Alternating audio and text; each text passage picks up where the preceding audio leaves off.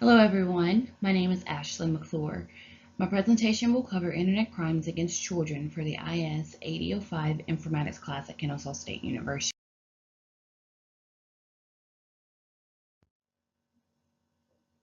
To start off, some of the questions that will be answered are: what are internet crimes against children?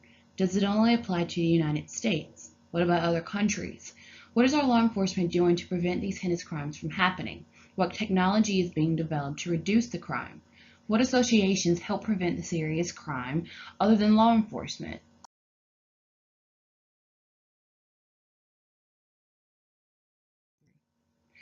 In this day and age, the internet is everyone's best friend, which means crimes against children happen more often than we expect. Children have access to everything online. Only a third of households with internet access are protecting their children with filtering or blocking software. 86% of girls polled said that they could chat online without their parents' knowledge. 57% could read their parents' emails, and 54% could conduct a cyber relationship. In a sample through Interpol, which is the International Police Organization, did a sample with EPAC, which is the End Child Prostitution and Trafficking. They stated in a sample of millions of images and videos of child sexual abuse, 56% of victims were prepubescent, which means most of this happened before they reached puberty. Younger children and boys were more likely to suffer the most severe abuse, including torture and sadism. 22% of female teenage girls say that they post nude or semi-nude photos or videos of themselves online. 70% of children 7 to 18 years old have accidentally encountered online pornography, often through web search while doing homework. FBI reports a 2,000% increase in the number of child pornography images on the internet since 1996. It happens all over the world 24/7. So with this being said, what are internet crimes against children?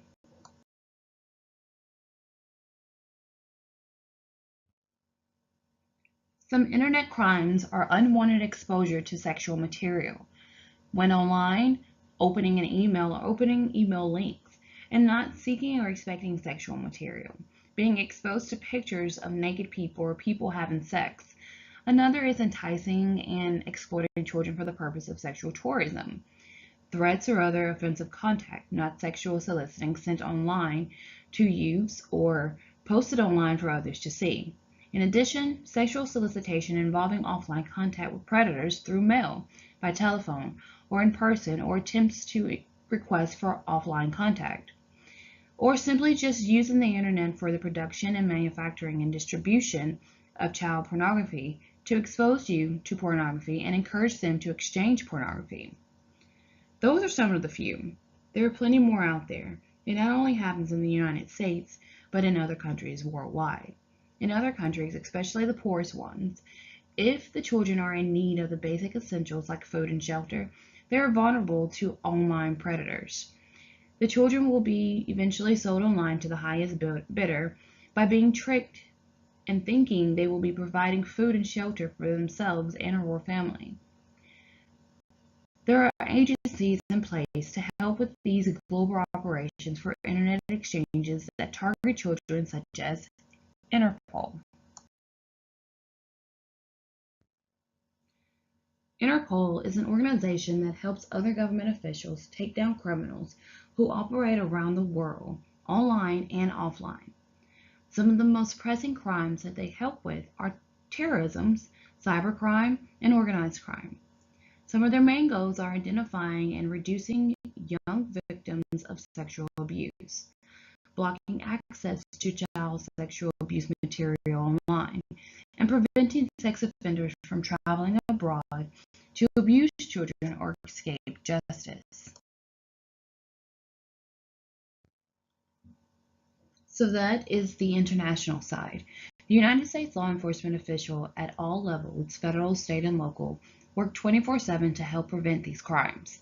At the federal level, we have the Department of Justice, such as the FBI.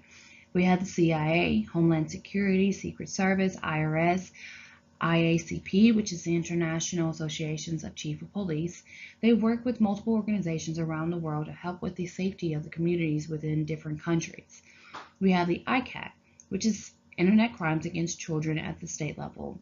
They help local law enforcement officers at the local level with internet crimes against children. When the local official is dealing with a computer crime against a child, they call ICAT, who also is associated with federal government. The organizations have evolved over time when it comes down to technologies. Some technology that help law enforcement officials find child victims of online crimes are booby trap videos, which is a NIT, is a network investigative technique. They place a code inside of a video file for the suspect to open.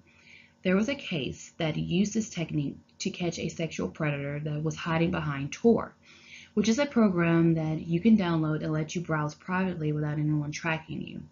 The FBI got a hold of his Dropbox account and nested the file inside. The suspect opened and downloaded it, which eventually sent red flags to the FBI servers and led them to the suspect's real IP address. Another tool used is the Chat Analysis Triage tool, which is an algorithm tool that helps pinpoint predators of online chat boards. In addition, they have a tool such as the Photo DNA tool that was created by Microsoft to screen photographs uploaded to sites for child pornography. Law enforcement uses Freenet, which is a peer-to-peer platform similar to Tor. There's all kinds of forensic tools to search for keywords, phrases, and search engines on a suspect's computer when caught. Other tools are Google Glasses, which can identify suspects when a law enforcement officer has them on. There are plenty of others that exist, such as drones, just to name a few.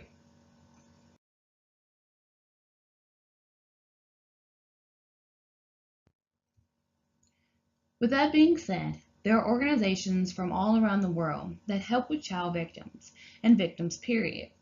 To name some, we have the Association of Sites Advocating Child Protection.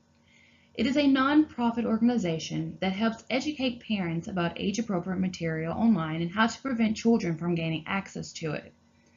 Another is the Internet Watch Foundation. This is an organization that is based in Europe, and the majority of their work focuses on the removal of child sexual abuse images from different sites online. Also, the Child Exploitation and Online Protection is an organization that is based out of the United Kingdom, and they help with bringing in offenders who are viewing inappropriate material of children. Cybertip.ca is a national reporting tip line that is based out of Canada. They process tips and provide the community with resources to help educate them on child victimization. Then there is the EPACT, which was discussed earlier. Finally, you have the Virtual Global Task Force. This organization has locations all over the world except Africa. They follow the 4 Ps, which are Pursuit, Prevent, Protect, and Prepare. They work on operations from all around the world to help bring these children home. These are only a few.